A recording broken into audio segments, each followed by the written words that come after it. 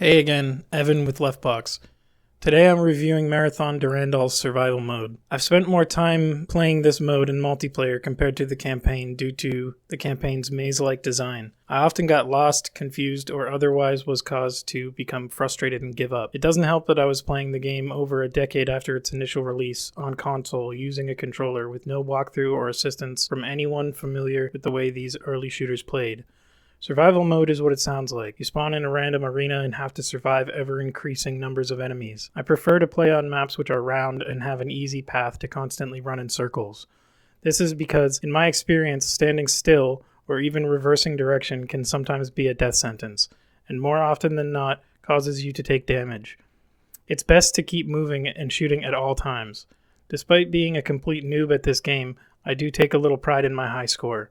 I always use dual shotguns. Their ammo is conveniently placed in your path so you can keep up a jog and blast enemies with ease. I have a favorite map which I'll show here. Not all circular maps are made alike though, and this other one tends to get me killed rather quickly. Since I am obliged to weave in a leftist spin to this review, I'll go out on a limb and say this. I think Marathon survival mode is about finding hope in doom. There is no succeeding in survival mode. Your journey will be hard and you will get hurt, and eventually, no matter what, you will perish.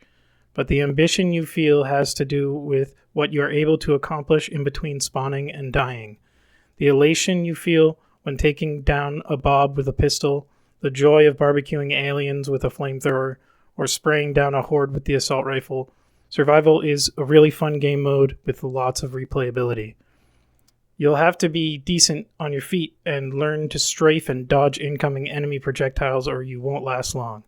The enemy types vary quite a bit, and so do the weapons. Like I said, I prefer the dual shotguns, but the flamethrower makes pretty quick work of your opponents if you don't mind the lack of range and the long reload times.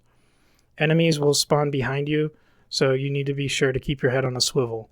In conclusion, you can find a myriad of ways to enjoy Marathon Durandal on the Xbox despite your skill level or interest in each and every mode it has to offer.